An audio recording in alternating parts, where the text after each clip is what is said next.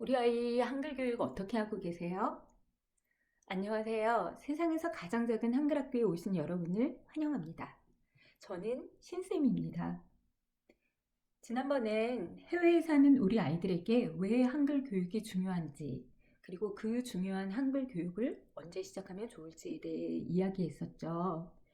이번 회에서는 한글 교육을 시작하기에 앞서 우리 부모님들이 꼭 기억해야 할 것들, 한글 교육을 성공적으로 하기 위해서 꼭 기억해야 할 것들을 이야기하고 싶습니다. 그 첫 번째는요, 스스로 확신과 자신감을 가지라는 것입니다. 저에게 젊은 엄마들이 교육에 대한 조언을 구할 때가 많았는데, 저는 항상 이야기의 끝에 그런데 내 말을 그대로 따라하지는 마라 라고 말해 주었어요. 저는 제 새 아이의 엄마일 뿐이니까요. 사실 이 이야기는 제가 초등학교에서 2학년 아이들을 가르칠 때도 했던 말이에요. 다 믿지 말고 스스로 생각해보고 확인해보고 내 길을 찾아라 라고요. 선생님도 선생님 생각에 맞다라고 생각하는 것을 말할 뿐이다라고요. 부모인 우리들은 오늘이 처음이죠. 저희 둘째는 오늘 14살하고 몇 달 되었는데 저는 14살 몇 달 된 이 아이의 부모 노릇은 오늘 처음 해봅니다. 아마 매일매일 처음 하는 부모 역할일 거예요. 우리 아이의 어제와 오늘은 또 다르니까요. 그리고 내 아이에 대해서 내가 가장 잘 알죠. 여러분의 아이에 대해서도 여러분이 가장 잘 알잖아요. 그 아이의 선천적 환경인 유전자도 여러분이 주셨고 후천적 환경도 여러분이 통제하잖아요. 이게 맞는 것일까? 언제나 흔들리죠. 그러나 그 흔들림마저 좋은 부모가 되고 싶다는 마음 때문입니다. 흔들리는 나침반은 방향을 제대로 가리키려고 안간힘을 쓰고 있다는 것이고, 우리가 아직 포기하지 않았다는, 아직 망가지지 않았다는 뜻이기도 합니다. 그렇게 중요한 흔들림 못지않게 내가 내 아이의 스페셜리스트다 라는 책임감과 자신감이 필요합니다. 여러분의 아이와 또 그 아이의 상황에 맞게 취사 선택하세요. 어떤 교육 전문가도 그리고 저도 여러분의 상황과 여러분의 아이에 대해서는 여러분만큼 알 수가 없어요. 특별히 시간을 들여 관찰하고 생각해보지 않았으니까요. 그래서 부모에게 중요한 것은 책임감과 더불어 자신감입니다.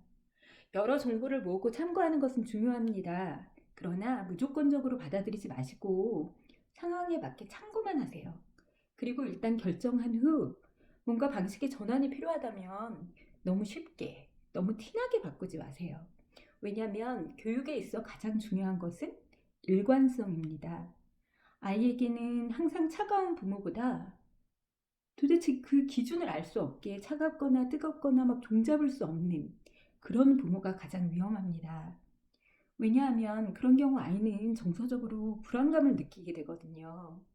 엄마 아빠의 자신감은 아이에게 안정감을 줍니다. 한글 교육 역시 여러 정보를 모으시고 아이와 그 아이가 처해진 상황과 맞게 뜻을 세워서 일관성 있게 하셔야 합니다. 두 번째 이야기하고 싶은 것은 한글에 대한 부모님들의 편견입니다. 한글은 아주 습득하기 쉬운 문자이다.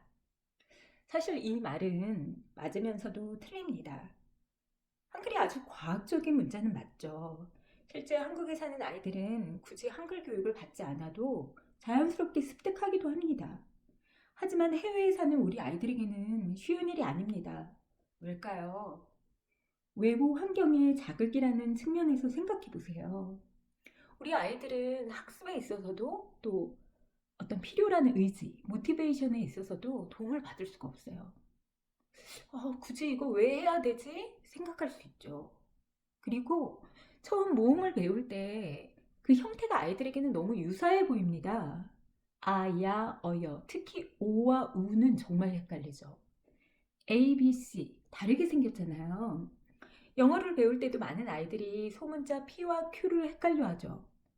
형태의 유사성 때문입니다. 아마 부모님들은 자기 자신이 그 시절 힘들게 한글을 배운 기억이 거의 없으실 거예요. 하지만 기억이 없는 거지 사실은 힘드셨을 수도 있죠. 저는 다행히도 그 기억이 있습니다. 국민학교 1학년 때 받아쓰기를 앞두고 엄마가 집에서 문자를 미리 내셨는데 너무너무 힘들었던 기억이 남아있어요. 그것도 받침도 없는 아주 쉬운 글자, 오이, 뭐 이런 어린이, 뭐 이런 쉬운 글자였는데, 그리고 이 아이를 어떻게 하면 좋지? 포기해야 하나? 난감해 하셨던 엄마의 얼굴이 아직도 선명한 기억으로 남아있습니다. 엄마의 그 표정이 저를 더 주눅들게 해서 더더 헷갈렸던 기억이 있어요. 한글을 배울 때 많은 아이들이 그 몸의 모양, 몸의 형태가 유사해서 힘들어하는데 이 점을 부모님들이 이해해 주는 것이 필요합니다. 한글은 아주 과학적으로 만들어진 문자이기 때문에 아이들이 그 헷갈림을 헤쳐나올 시간을 주시면 갑자기 습득하는 진도가 막 빨라지기도 합니다. 실제로 저희 둘째, 셋째의 경우도 처음엔 아주 천천히, 어쩔 때는 그 시간 동안 이해하지 못하고 공부를 마쳤어요.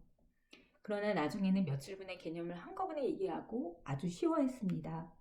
그 앞부분에 헤매는 시간은 아주 일반적입니다. 우리 아이들은 정상이에요. 엄마, 아빠, 선생님의 역할은 그때 격려하며 기다려주는 겁니다. 각각 때가 다른데 대부분은 나중에 엄청 빠른 속도로 이해합니다. 대부분의 1세 부모님들이, 특별히 고학력의 부모님들이 학습 초기 힘들어하는 아이들의 모습에 충격을 먹고 좌절하고, 그리고 이 부분이 중요한데요. 이 좌절한 모습을 아이들에게 드러냅니다. 제가 아는 분 중에 S대 출신에, 게다가 S대를 무려 수석 졸업하신 분이 계신데 본인이 공부를 잘하셨으니 아이 교육을 의욕적으로 시작하셨나 봐요. 그리고 좌절하셨죠. 아이가 잘 못하는 이야기는 다른 집에 쉽게 하기 쉽지 않죠. 분위기가 좋아서 솔직한 이야기들이 나왔습니다. 이렇게 쉬운 것을 못하는데 앞으로 어떻게 공부를 하고 어떻게 살아가겠는가, 이런 말씀을 하셨어요. 아이는 당시 킨더 전이었습니다. 그 실망의 표정으로 아이를 대하셨나 걱정이 되더라고요. 아이가 너무 한글 공부를 하기 싫어하고 막 울고불고 한다는 거예요. 그 말을 듣고 마음이 아팠습니다. 왜냐면 이것은 매우 심각한 문제를 낳거든요. 특히 해외에서 한글 교육을 할 때는요. 이제 그 이유를 설명해 보겠습니다. 교육학에서는 다양한 교육과정의 형식들을 다루는데 이 중에서 표면적 교육과정과 잠재적 교육과정에 대해 이야기하고 싶습니다. 표면적 교육과정은 교사가 의도하는, 그러니까 이를테면 수업안을 짤 때 나오는 교육 목표나 그 목표에 의한 교육 결과들을 말하죠. 잠재적 교육과정은 의도하지 않은 부수적인 교육적인 효과를 말해요. 그래서 표면적 교육과정이 지적인 것과 관련이 크다면 잠재적 교육과정은 정서적인 것과 관련이 큽니다. 어떤 것이 배우는 사람들에게 더 큰 영향을 끼칠까요? 예를 들어 거짓말을 하지 말자라는 수업 목표를 가지고 수업을 하면서 전화가 왔을 때 선생님이 없다고 해? 라고 거짓말을 시킨다면 두 가지의 교육과정이 상충되고 있는 거죠. 어떤 것이 힘이 있을까요? 네, 잠재적 교육과정입니다. 거짓말을 해도 되는 거였구나 생각하게 되죠. 제 대학 때 교수님께서는 잠재적 교육과정의 중요성을 말하면서 개나리를 가르칠 때는 노란 옷을 입어라, 도형을 가리킬 때는 삼각 모형의 귀걸이를 하라고 하셨어요. 교사의 복장, 액세서리 모두 교환이 되어야 한다고 말씀하시면서 그 교사의 열정 자체가 학습자에게 강력한 잠재적 교육과정으로 인식될 수 있다고 하셨죠. 3명의 아이 엄마인 저에게 3명을 한글 교육시킬 때 표면적 교육과정은 모두 같았습니다. 한글을 읽고 쓸 줄 알게 해주는 거였죠. 그러나 결과적으로 볼 때 잠재적 교육과정은 달랐습니다. 저 역시 첫 아이에 대한 욕심이 컸어요. 그리고 그 욕심을 사랑이라고 잘 감추고 있었죠. 그리고 그 욕심에 너무 어울리게 2~3살 때 저의 첫 아이는 너무 야무지고 똑똑했습니다. 그런데 한글 교육이 제 맘대로 안 되는 거예요. 남들은 가르쳐주지 않아도 저절로 한글을 뗀다는데 얘는 왜 이러지 싶었습니다. 아주 쉬운 건데 헷갈리고 또 틀리고 또 틀리고 막 그러는 거예요. 내가 바보를 낳았나? 답답하고 기가 막히고 짜증이 났죠. 그런 싸한 분위기가 아이를 더 위축시키고 아이는 울고 저는 한숨을 쉬고 뭐 서로를 들들 볶았습니다. 다음번에 말씀드리겠지만 돌이켜보면 제가 했던 방식이 말도 안 되는 방식이었기도 했고 초보 엄마가 하는 모든 실수들을 총망라했던 것이었죠. 저의 첫 아이가 한글 교육의 잠재적 교육 과정으로 습득한 것은 싫다, 어렵다, 재미없다 라는 부정적 감정이었습니다.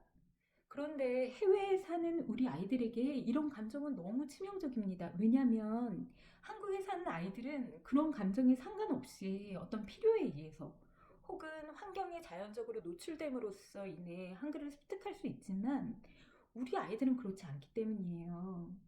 우리 아이들은 한글에 대한 긍정적인 감정으로 본인 스스로 그 의미와 필요를 찾아가야 하기 때문입니다.